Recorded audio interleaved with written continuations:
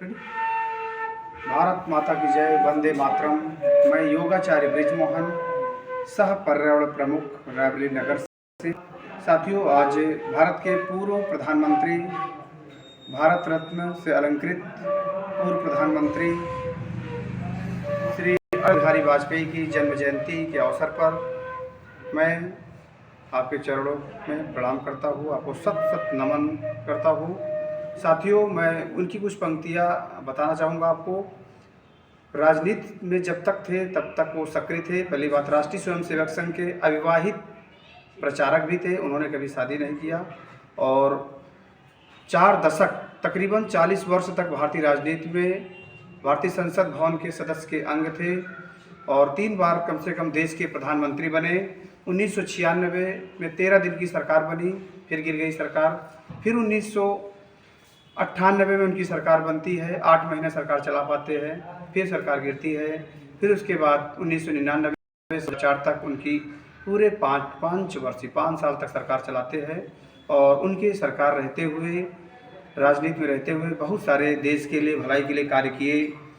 चाहे वो परमाणु परीक्षण हो, राजस्थान के हरिकोटा में 11 मई 1998 को परमाणु परीक्षण किया।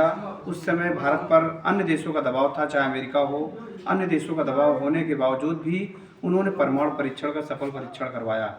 उसके बाद 13 मई 1998 को फिर परमाणु परीक्षण करके पूरे विश्व को बता दिया कि भारत एक परमाणु संपन्न देश है।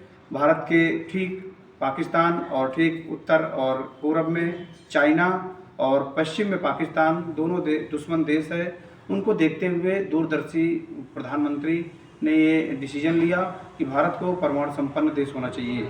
आपातकालीन पड़ने पर हमें किसी अन्य देशों से सहायता लेने से अच्छा है कि हम स्वयं अपने वैज्ञानिकों को, अपने देश को परमाणु संपन्न बनाएं। और दूरदर्शी थे, टेक्नोलॉजी विज्ञान क्षेत्र में, दूरसंचार क्षेत्र में, टेक्नोलॉजी क्षेत्र में देश को आगे ले गए।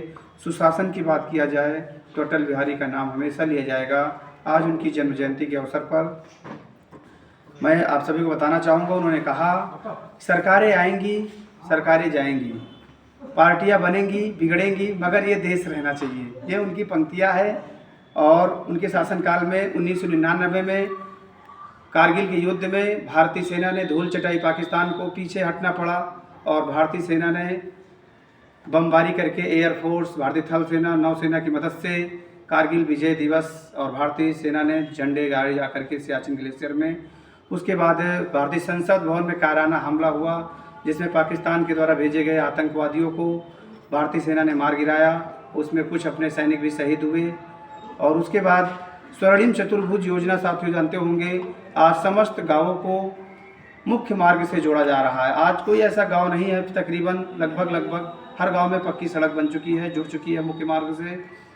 और ओबीसी, एससी, एसटी महिलाओं को सर्व शिक्षा अभियान की अगर बात की जाए तो हमेशा अटल बिहारी वाजपेयी का नाम लिया जाएगा।